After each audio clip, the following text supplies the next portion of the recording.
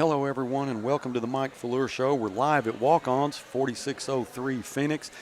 Coach, a lot of times you hear football described as a game of inches, and I guess there's probably no better example than the game we played Friday night. Yeah, I mean, it comes down to about 3 plays, and, you know, you look back at it, if you would have known what was going to happen before you made some decisions, might have kicked a field goal or two and would have made the difference. But, you know, we were running the football so well and just a lot of confidence in our guys. And you know, out of the 3 plays, I really, really feel like 2 of them we just got a bad spot because I really feel like Ty was across both times. And, you know, once it's done, it's done. But it sure is hard. It's hard to take when you feel like you got what you needed to get, and then when you watch it on film and you really kind of see what you got, and just so it's it's a bad feeling because you're sitting there at 2 minutes and whatever it was, and you make that first down, game over. It's over. You beat the number 2 team in the state. Your kids have played great. The entire football game defensively played outstanding. I mean, just do the things you got to do to win the game, and then the ball's not put where you think it ought to be, and then we got to stop them, and we didn't do it. Well, you're right. They had used up all their timeouts, and field goal at that point does you no good. I mean, you've got to try to get the first down. I agree, and you don't want to start blaming referees. I get it, but it sure looked like the spot was in the wrong place. That was the second time that night that I felt like we got a bad spot. Again, if we get a good spot, you run the clock out, game's over. Conway is at least the second-best team in the state. Now, they played Bryant the last game of the year. I would not be surprised at all if they beat Bryant. That's a very, very good football team, and our kids played their heart out. I hurt for them just like you did at the end of that game, because if anybody deserved to win a football game playing like that, it was the Northside Grizzlies. Yeah, I mean, like you said, you play the entire game, and you go back and you look at things, and defensively they had 2 plays where they had about 90 of their 120 yards rushing. So we held them to about 34 yards rushing the entire game, and the same thing throwing the ball. I mean, our kids, we changed their defense up a little bit. They executed it great. Offensively, we didn't throw as much as what we should have, but again, we had several pass plays called, and they either got pressure or Walker didn't feel comfortable throwing the ball. So, but we rushed for almost 300 yards. And so, again, it's 21-17 with right at 2 minutes to go, and you got to make one play, and the game's over. And you're sitting there feeling that, and then all of a sudden it goes the other way, and they go down and score, and it hurt. It hurt our kids, hurt our coaches. I'm sure it hurt our fans, our announcers. So it's just tough, but it's part of it. It's what I've tried to tell them. We've played 2 really, really good football teams. We've been right there with them. Now we're fixing to play a third really good football team. Well, we're 5-2, 2-2 in the conference.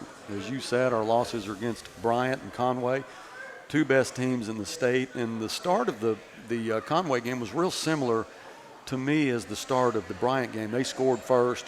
It didn't phase us. No. X made a great interception to stop their second drive, and then we ended up Massey took it in for the touchdown to tie it up. And we helped them on the first drive. We had a bad snap on the punt. Yeah. It gave them great field position, and what people don't see is that we had them 3rd and long, and we didn't cover the back out of the backfield like we're supposed to. And had we done it there, we probably hold them to a field goal right there, or if they may not even score. So, I mean, I keep going back to how well our kids played and the effort and the things that Coach Curry and Coach Solly and those guys changed to give us that ability to do that. And, so it's just, again, it's one of those things that's hard to get out of your stomach. It's been a long week. We need to play and hopefully get a win and get that out of our taste buds. Well, they end up missing a field goal. Yep. We go on an 80-yard drive. That's one of the best drives of the year, to punch that in to actually take a lead. And then they scored right before half, I think, on 3 or 4 plays to tie it up at 14. Yep. They muddle huddled on the sideline, ran out real quick, and ran a little trick reverse, and we had it played. The guy just made a great cut back against the grain. All our guys that pursued overran it, and he ran behind it, and a big play for them. But again, just one of those things when you talk about, like you said, game of inches. This was truly what it was. So it was 14-14 at half. Come out in the third quarter. There's no score in the third quarter, but there was a muff punt by Traylon McClure, their punt returner. Zion picked it up, runs it in for a touchdown, an apparent touchdown, and I didn't realize that you can't advance that, but it is our ball. And, but Coach, we missed a 36-yard field goal, and again by inches. How important would that have been? Do you look back now if we make that field goal? No, I mean, when you look, obviously points were at a premium. Yeah. Both defenses. That's how I believe football is supposed to be played. Yeah. You play great defense, and your offense just doesn't mess up. Keep coming, and so points are important. And we had an opportunity right there to make the field goal and take the lead back, or tie. I think that would have tied it up. I can't remember now. Either 17-17, or we'd have been up 17-14. We'd have been up 17-14. So and then maybe again I go back to everybody remembers the last drive where we had two third and one and fourth and one. But the drive before that, we had 4th and 1 on about their 16. And that's the spot that was really that was not good. But if I would have known what was going to happen, kick a field goal there, it's 24-17. They scored. We all forget. They missed their extra point. Yeah, that's exactly right. We win the game 24-23. Right. But, you don't have a crystal ball. You can't do it. You go on your judgment. Again, not knowing if I did it again and didn't know, I probably would do the same thing. I mean, I felt really good about our guys and what they were doing and the confidence they were playing with. I mean, they just busted one right up the pipe with Ty for about 40. So, we had very few negative yardage plays. Matter of fact, we had very few less than 1 yard plays. And all of a sudden, we have 3 of them on 3 that matter the most.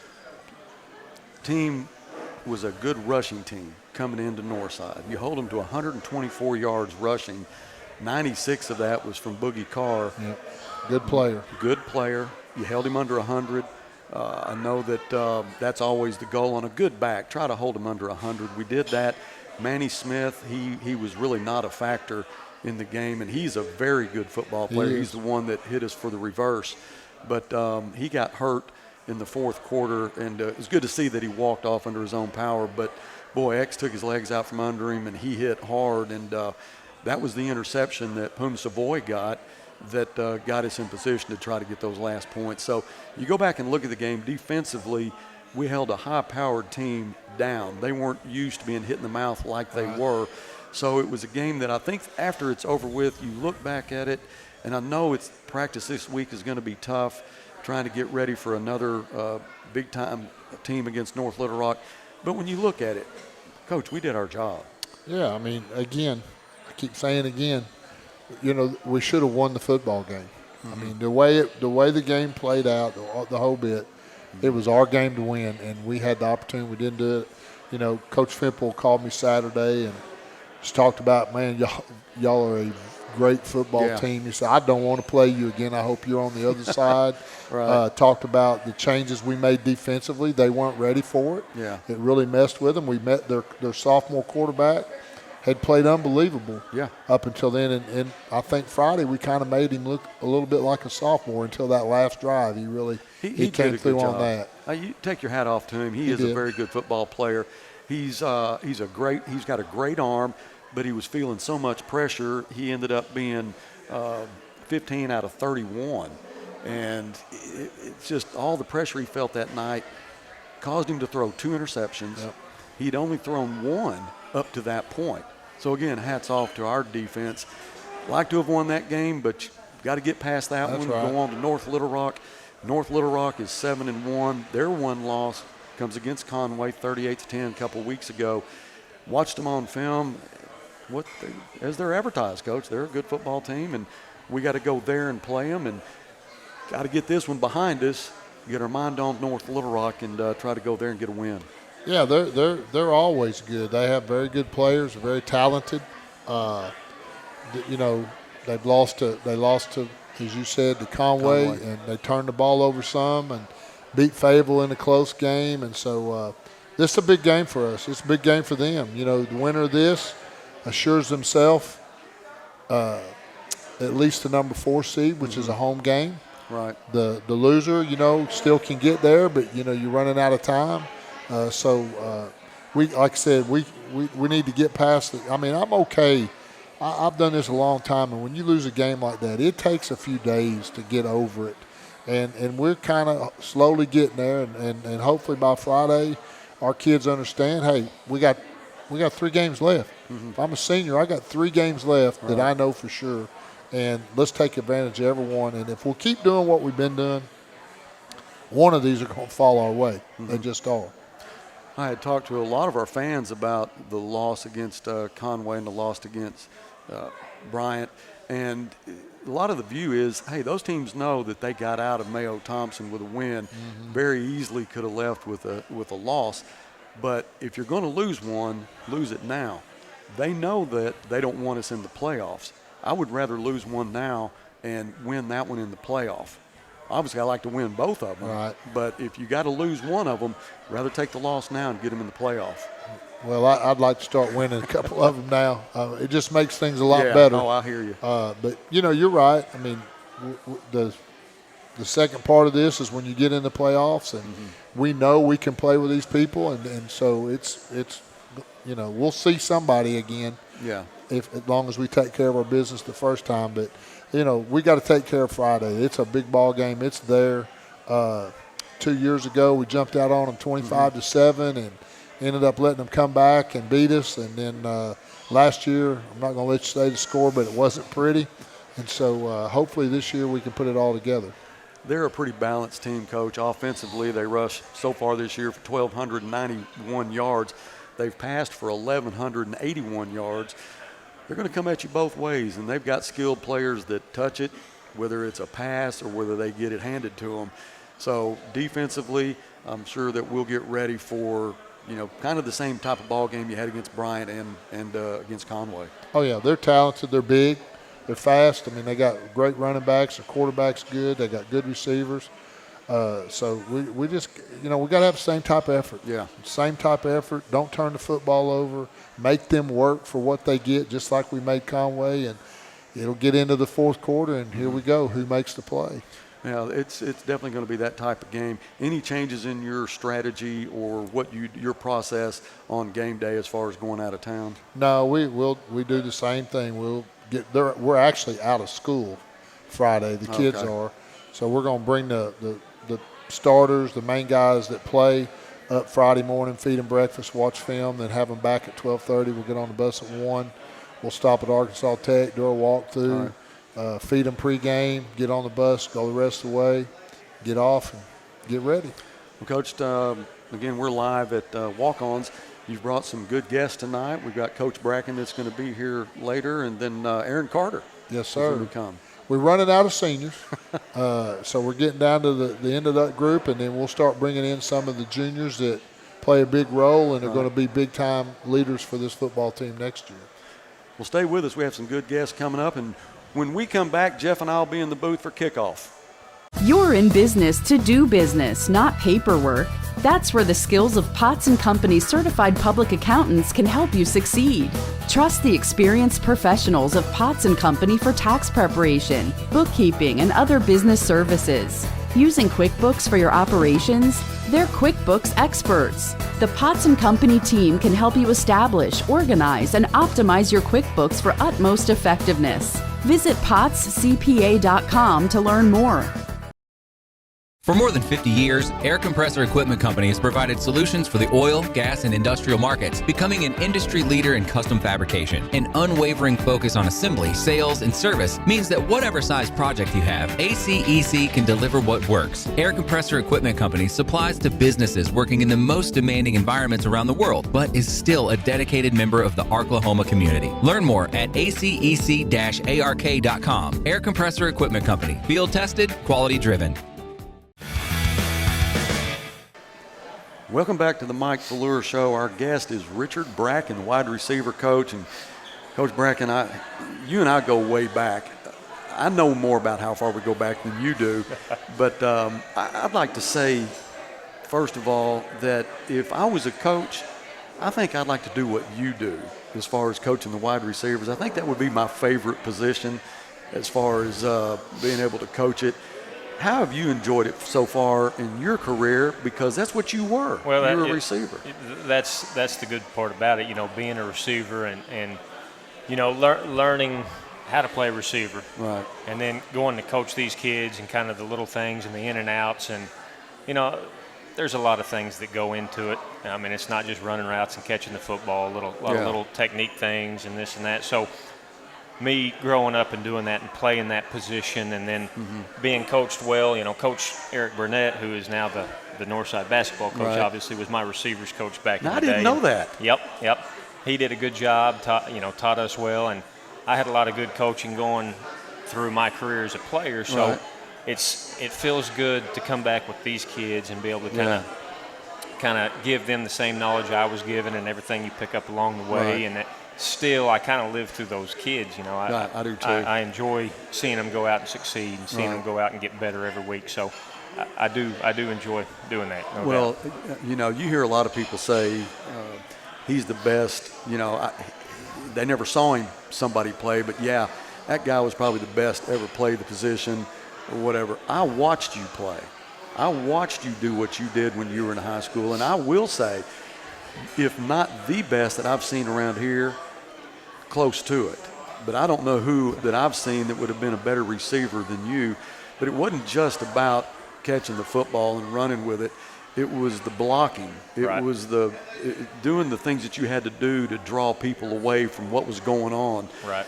The little things that make receivers good, running good, crisp routes, catching it when it's there, making the hard catches when you have to, and then picking up a first down when maybe they didn't think you could pick up a first down. But I watched you do it. Right. So if I was a receiver at Northside, they are really fortunate to have you as a coach because you've already been where they're going. And that's something that I don't care what you're coaching, but if you've already been where they're going, being able to translate that to them is an art.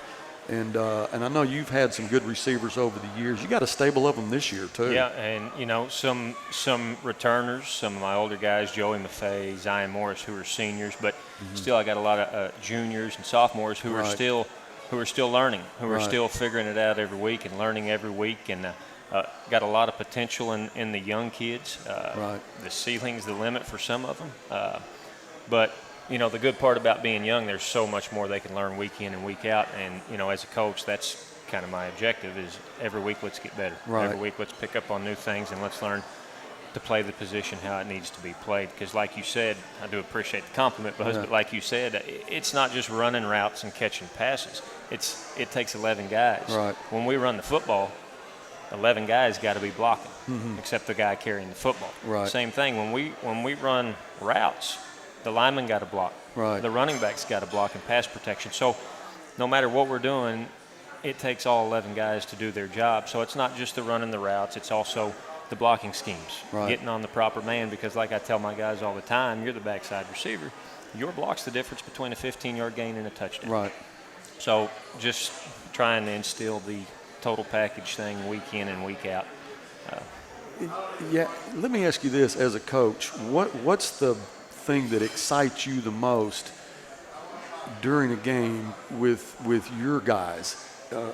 And not necessarily have to be a touchdown catch, but what excites you the most when you watch your receivers and they perform in a certain way? What is it that gets your attention? To be honest, Buzz, it's not catching the passes or scoring the touchdowns. It's when they go out and make a great block that springs it back. Right. Or when they go out and do their job on the perimeter on a run play and it ends up in a touchdown because of a key block they had on the backside.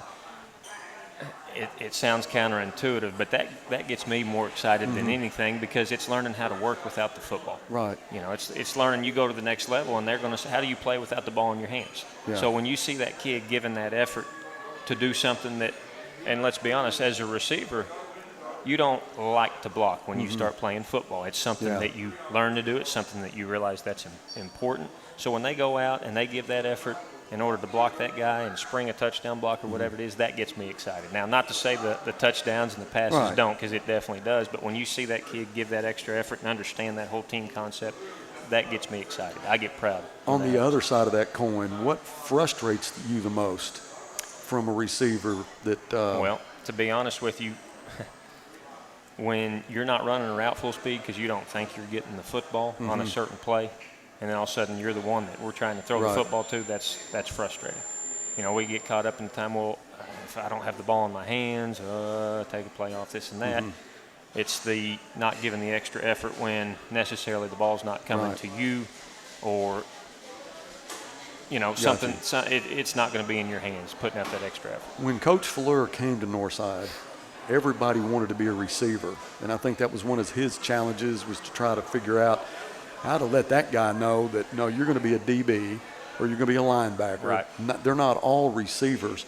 So how do you groom that guy to be a receiver? Because every year you're going to get a bunch of new faces.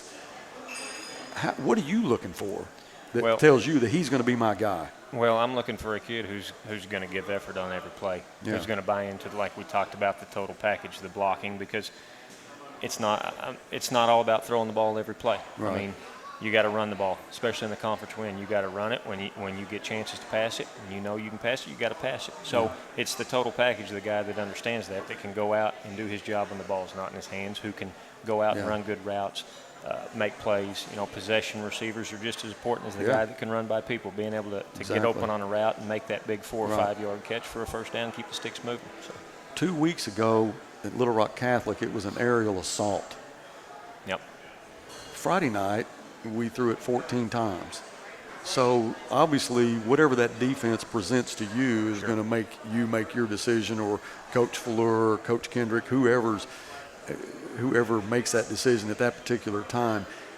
When you come off of a game that you have a 98-yard record-setting touchdown pass and catch, and then you have a lot of other receivers that were able to make catches, then you have a game like we had last night. So how do your receivers react this week? Well, bottom line, I mean, we tell them week in, week out, myself, Coach Kendrick, the offensive coordinator, we're going to take what they give us. 1 week, the feast may come. The next week, it may not come in that way. So, you know, buying into the fact that we're going to try to take what's given to us. Right. And there may be some weeks where we're going to air it out a lot more than there is other weeks, and other weeks where we're going to rely on the ground attack more. So going into it with the mindset of you got to be prepared for anything or anything we're going to do, whether it's on the ground or in the air. So when we talk about the receivers, the one that comes to mind, you got Joey Maffei, you've got Tay King, Maury Smith, Josh Hardwick. Those are the guys you're used to seeing. Right. Then you got Zion Morris. Now, he goes both ways. Zion goes both ways. He's a kid who's been with me the last few years, who's really progressed. Early in the season, he got a lot of good minutes for us.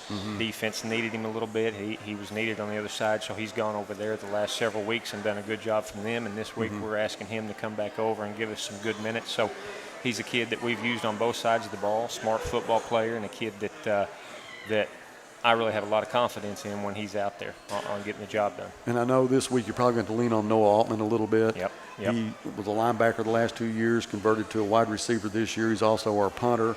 And then one of the stories that's really been my favorite of the year is Will Stites. What he did to get on, to put a Grizzly uniform on and to become one of your receivers. Right. And it's just a cool story.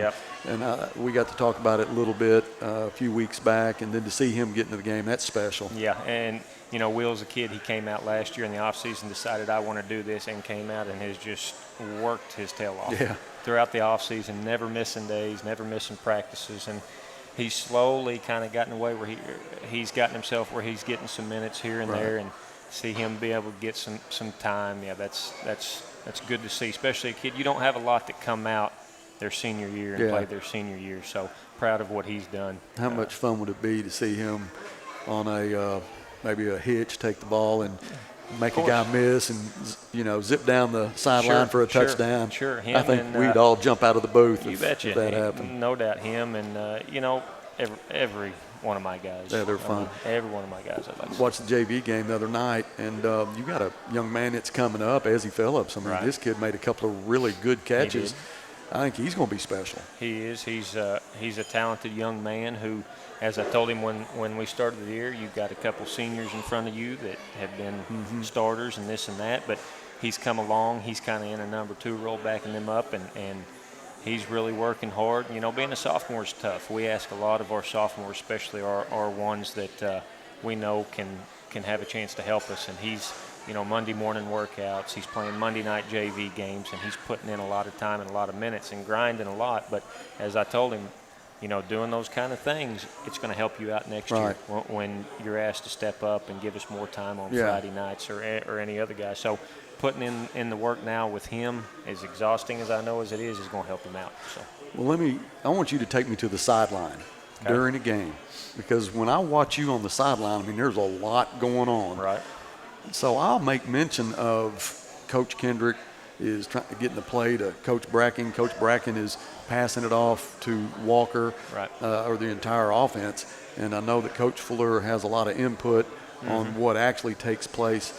How do you translate from the press box to your quarterback?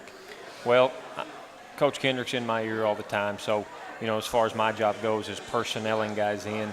When we call formations on the sideline, we're all yelling formations. I'm making sure the right guys are coming off, guys are coming off. Once the play's in, it's my job to, he's verbally telling me the play, and I'm using a hand signal system to get that into him as quickly as possible and kind of deciphering that. And there's times where, you know, we're figuring things out, so we're moving at different paces. We're freeze checking and having to get stuff in, so trying to stay focused and do things on the fly. But basically trying to relay everything he's given to me from the box onto the field. That way these kids, the players, can take it and go with it. Is it a lot different than when you played?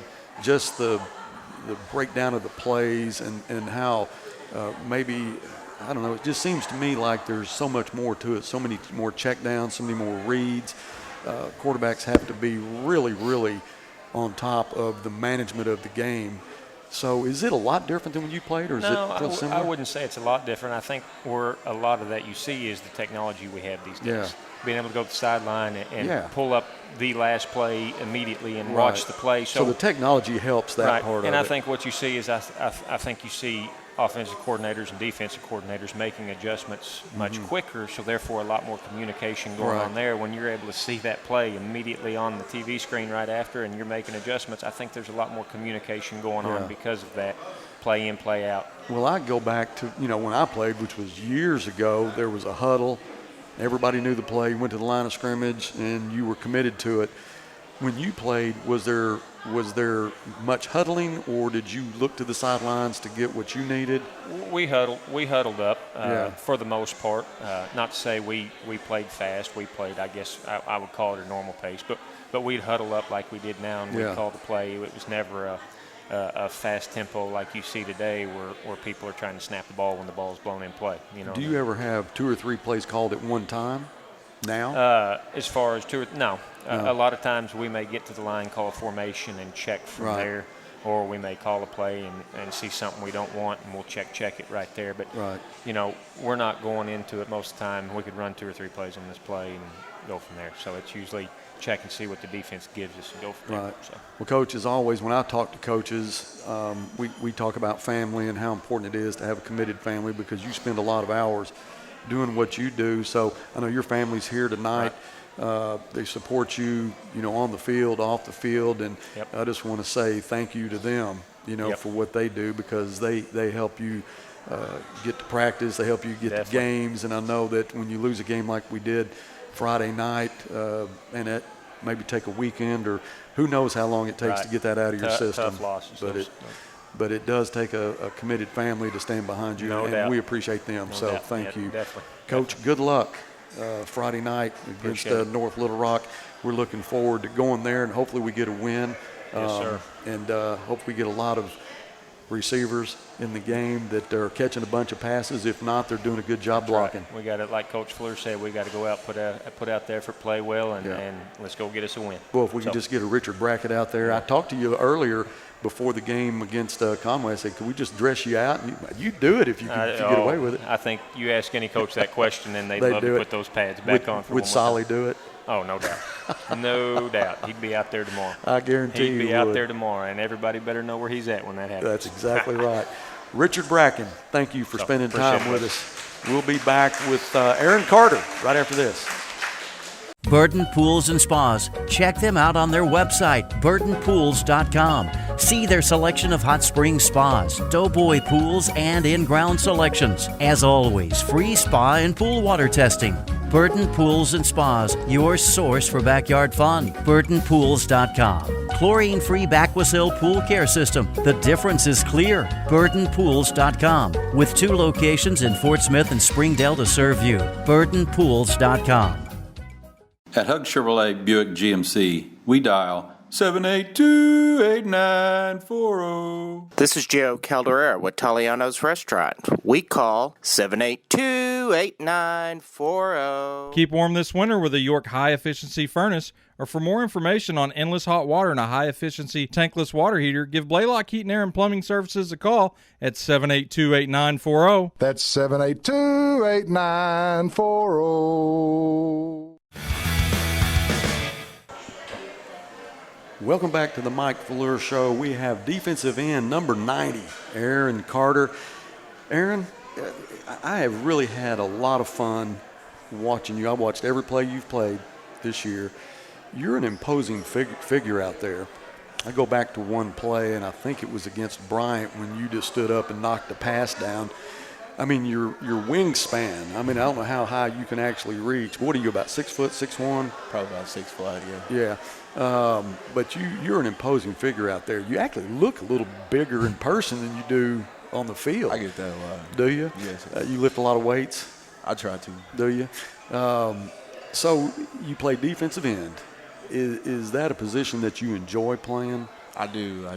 It's a very physical position. Well, what's your favorite part about it? My favorite part is just really going in there and hitting somebody every play. You guys are very physical. You know, I've watched Northside for years. It's where I went to school. And it just seems to me like the game gets a little more physical every year. This year, you guys are extremely physical. And I watch some of the tackles that you guys make, and it's like you're in a bad mood when you're doing it. Are you a different person on the field than you are off the field? I think what we do is just bring who we are in the world and just try and make it the best way we can on the field, you know. When you're on the field, what is your first read? What are you looking for first when the ball snapped? This week, I'll be looking for any tackle movement, like guard movement. They'll be pulling or trying to run screens on us. I've looked a little bit of film on them, and they're similar to Bryant. They're similar to Conway. Both those teams are, it's not 50-50 pass and run, but it's pretty close. So far this year, they have rushed for, let's see, I had it earlier, 1,291 yards, and they've thrown for 1,181, so it's real close mixture. And they've got some good running backs. They've got some good receivers, and their quarterback's pretty mobile. But you have quite a bit of speed for a defensive end, and I think that fits in with that 3-3-5 scheme that you guys have. Who else is on the line when you're out there? When I'm out there, probably Julius Thomas. Yeah. And we did have Kendre out there. Yeah. But Sebastian Garcia out there. So Kendre, he was playing linebacker, then he flipped to the line. And is he going back to linebacker for this now game? He's playing both. He's going to do both? Mm-hmm. Is being on the line your favorite position? If you could play anything you want to play, what would it be? To be honest, I don't even know. There's so many good positions. Yeah, I love D-line. I've talked to a lot of players this year, and a lot of these guys have switched positions. It's like Seth Fields has been a running back for 2 years, and now he's a linebacker and loves it. and it fits his makeup. I mean, he likes to hit, although I got to see him as a running back against Conway a couple of times in that what we call a jumbo package. It was kind of cool to see him as a running back again, and then when he faked that punt a couple of weeks ago, that was fun to watch. But the thing that I've noticed about the players is that if a coach asks you to switch a position, you're all good with it. Yeah, it's just because we all just like to play, no matter where it's at. So, I mean, if you ask us to change positions, it's just like going out there and being in a different spot, but you're still doing what you want to do. Do what you want to do. I know that losing the game against Conway hurt everybody. I felt like we had that one won. Defensively, you guys were outstanding. That quarterback, he's a good quarterback, and he had thrown just one interception all year long up to when he played us, and he threw 2 against us. A lot of that was because of the pressure that you put on him, Garcia put on him. Julius had a big game. The touchdowns that they scored, they really, really had to work for. I mean, they got the ball down in our red zone a couple of times, and they just, really had to work, and it was because of the effort that you guys put on them. And hopefully we have the same kind of effort Friday night against North Little Rock. Are you able to get that loss out of your head and start focusing now on North Little Rock? Yeah, I think probably after the buzzers blew, I was ready to get it out of my head. Ready to go. That's a very mature thing to be able to do, and senior leadership is so important, not just in a win, but in a loss like that. So the only 2 losses we have this year are against the 2 best teams in the state. Mm-hmm. And I think that they both know that they're lucky that they got out of Fort Smith with a win. And so hopefully we'll get them again in the playoff and maybe get a different result. So where did you start your football career? Did you play Little League football? I played a couple years of Little League. Oh, did you? Mm-hmm. Who'd you play for? Smith Chevrolet. Oh, did you? Like 3rd grade. What'd you play then? I played tight end then. Tight end. So then you went to Ramsey. Mm-hmm. Did you go to defensive end at Ramsey? I was playing, I want to say left tackle and then defensive end at Ramsey. Have you always had this kind of size? I actually used to be small. Really? I used to be real small. When did you hit your growing spurt? Probably like 7th grade. Is that right? When you were at Ramsey, in the 9th grade, you had to make a decision on where you were going to go to play football or go to school. It was going to be Southside, it was going to be Northside. How did you make the decision to go to Northside? Well, my brother went to Northside, so I was kind of already familiar with it. Right. And I just talked to Coach Solly, and he was just like, we would really love to have you. So, are you glad that you made that decision? 100%. We're glad you did, too. Good luck Friday night against those charging Wildcats. Thank you. Aaron Carter, number 90, defensive end.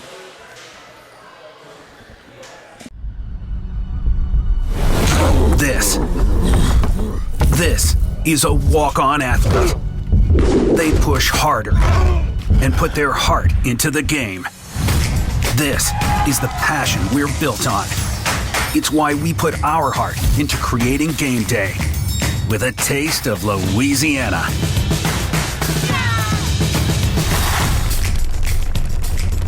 Walk-ons, we live for this. When I talked to the Sawyers about some windows and the concrete work, they showed me several different options of things that they had done, and it all looked good. I would recommend Sawyers to anyone. If they came out and looked at my concrete, they could see the quality job that Sawyers did. They were very professional and top quality. They were on time and on budget. I am 100% satisfied with the work that they've done. Welcome back. Got Coach back here with us. A great visit with Coach Bracken and Aaron Carter. Coach, they're excited. I think we're all going to be good. We're going to be all right when we head to North Little Rock. Hopefully you get a couple more good days of practice. Or actually, tomorrow's a walkthrough, though, isn't it? Mm-hmm. What does take place on Thursday? Well, we go out in shorts and helmet, and we go through all the kicking game. We go through situations that may come up. Defense goes on one end, we go on one end. We run through any trick plays or special things. They go over different things they need to cover, then come back, do a 2-minute drill, kick a game-winning field goal with 13 seconds. No timeouts, got to get them on the field, kick it, and we're done. Pack. Tomorrow we'll pack, get everything loaded in the trailer, and be ready to go to North Little Rock on Friday. So we're trying to get our broadcast instructions. I talked to Coach Beaumont today about it. It's kind of, it's a beautiful stadium, but the press box is built into the school. And in the years past, we've always had to broadcast in a plate glass, full floor-to-ceiling glass that's fixed. And we can't get, it's actually in the hall of the school, but we can't get any crowd noise or anything like that. So we're trying to work out enough cable where maybe we can get it into the actual press box to be able to do that. If that doesn't work, we'll be in the visitor stands right behind you guys. And so hopefully we can get an internet connection and power there. 'Cause I think it'd be fun to be over closer to the action. We're not as high, so the view from Grizzly TV will be a little bit different. Still have it, but it'll just be a different view. So we're looking forward to that. Won't know until we get there. So hope that works. It'll be fun. So everybody be on their best behavior. So we're going to be close down there, get some close-ups of the kids and the coaches, and maybe a bunch of smiles after some touchdowns. I hope so. That'd be nice. I do too. Coach, we're in the question and answer segment here. So the first question is, now that you have a freshman team, these kids that are on the freshman team, are they eligible to play varsity ball? They are. The rule in Arkansas is if you move them up, then they can't go back down and play on the ninth grade. So once the season's over, once their season's over, we can move them up, and I plan on moving some guys up and getting them out there to practice because they're guys that are going to have to be ready to help next year. In Georgia, you could move them up. They could play. You could play 5 quarters a week. They could play 2 quarters in a varsity game, 2 in a 3 in a JV, or a freshman. However you did it, but here you can't do that. Once you move them up, they got to stay up. So we haven't done that with anybody to this point. But if there ever comes a guy that's ready for it, and we need him, we would do it. That was my next question. To that question, have you ever considered that? Is there? Not this year. I mean, there's a couple of guys that are really talented, but I don't know that they're ready for it. In my 30-something years as a head coach, 26 in Georgia, I go back and think about it. I think I had 3 kids that were ready all the way around to do that. And one of them played in the NFL for 11 years, and the other 2 went and played major college football. So, it takes a special kid to move up from middle school to the speed and the physical part of high school football. And you don't want to get them hurt. That's right. You do have a lot of talent on the freshman team. Yes, we do. I've tried to watch most of their games, but I understand that if you do take them and let them play varsity, they can't go back. So you don't want to cheat them out of any playing time. No, you don't, and you want them to play with their teammates. I mean, the ideal situation would be like, let's say we have a freshman quarterback, McLean Moody. Yeah. And let him play his his games with his ninth grade team, then dress him out with us on Fridays, and if like against Catholic or against Central, get him in and let him get some experience doing it. That's what would really benefit you, but you can't do that. So we'll hopefully get some of those guys out there after next week and stay with us through the playoffs and get some reps, because again, there's a group of them that are going to have to play as 10th graders. Yeah. All right, Coach, here's the second question. We've had 2 tough losses this year. We bounced back well from the Bryant loss, but the competition wasn't as tough as what you're getting ready to play. This week is different, so what have we done this week, or what will we do Friday night to put the Conway loss behind us and bounce back from a tough loss as we go into another tough game? Yeah. Well, my thought process on that is just like anything, time heals your wounds. Yeah. And in this case, we don't have a lot of time. But, I talked about our game with Conway Monday morning when we lifted weights. And that's the last thing I've said about it. Forget about it. And so I've kind of let our guys go through their process of what they need to do. practices haven't been as enthusiastic or whatever, but that's expected. And hopefully by Friday they'll have worked through their process just like coaches do, and they go out Friday ready to play, because we have got to play at the same level that we've played at in every football game to be able to play with these guys. Well, it's like Aaron Carter said, that when the buzzer went off at the end of the game against Conway, it's out of his mind. He's ready to go. He's a lot better guy than most of us. Yeah. Because it wasn't out of my mind all weekend. But, you went from an extreme, what you thought was fixing to be an extreme high to the ultimate low in a matter of seconds. And so, everybody deals with it differently. And I just, this group of guys we've played 7 football games, and there has not been one game. I'll take that back. We really didn't play that well the very first game, the first half against Southside. I think we were a little flat.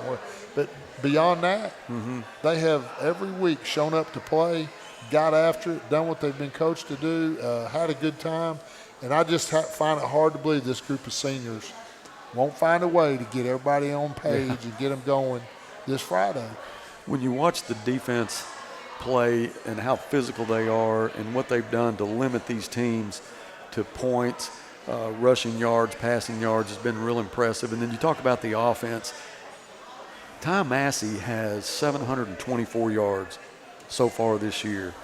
Sunquist Church has 923. It's very possible that you're going to have 2,000-yard backs by the end of this year, regulation.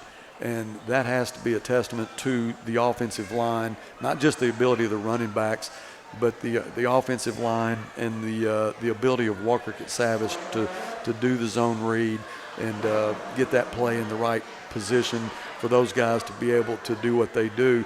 So even though we have those 2 losses, everybody in the state knows that Northside is a premier team. Well, they know we're a good football team, and you better be ready to play when you play us and all that. It just comes back down, like I said earlier, we got to make a play when it's time to make a play to win the game. And running the football is what we do. We need to be better at being more consistent at throwing the football. But in the end, just like Friday, that game ends the way we thought it was going to end, 21-17. I don't care if we rush every play. Yeah. I don't care if we throw every play. All I care about is what's under Grizzlies and what's under the Wampus Cats or the Wildcats. That's the only stat in the end that matters to me. Now, maybe not everybody feels that way, but that's how I feel. Well, you cannot argue with the numbers. That game, one more yard wins that game. Yeah. And you go back and look and say, hey, we were 4 for 14 in passing, but what we did as a team gave us the chance to win. That's exactly right, and that's what matters. Yeah. We live in a world where it's all about me. Yeah. And I want it now. Right. Well, football is still the ultimate team sport where what the team does. Right. Defense can play good, offense play bad, you lose. Yeah. Defense can play good, offense can play good, special teams play bad, you lose. You got to all do your job. That's exactly right. right. That's what's so special about this senior group of guys.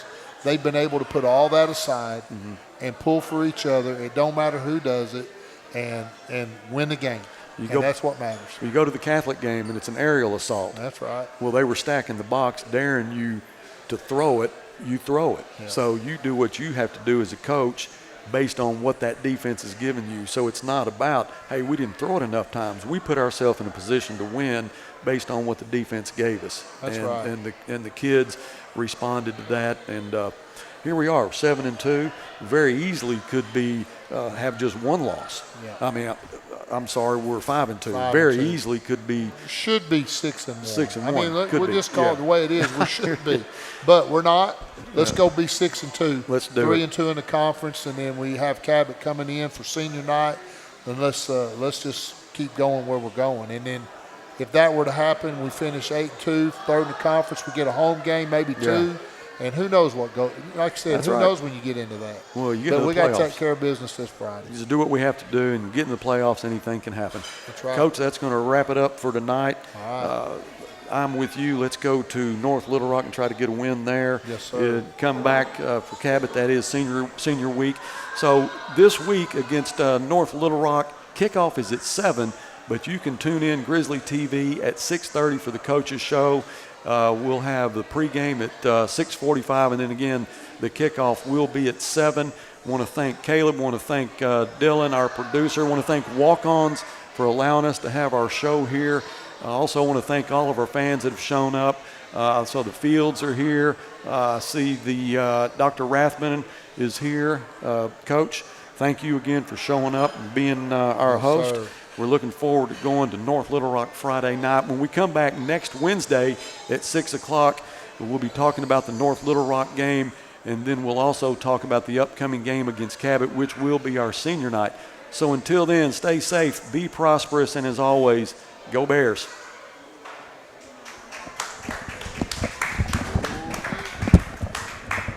A to Z Furniture in Alma is ready to meet your furniture needs. In these trying times, with all the shortages going on, they're working hard to keep stock flowing and the warehouse filled. A to Z Furniture understands that you need your furniture in a timely manner, and they are striving to make that happen. Open 7 days a week for your convenience and offering financing and delivery. A to Z Furniture would love for you to stop in and shop today. A to Z Furniture on Highway 71 in Alma. Worth the drive to save more.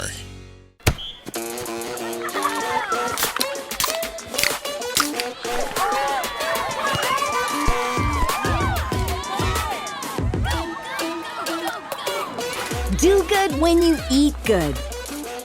Level up your to-go order by donating to the Walk-On's Game On Foundation, supporting youth athletics and their communities. Game on!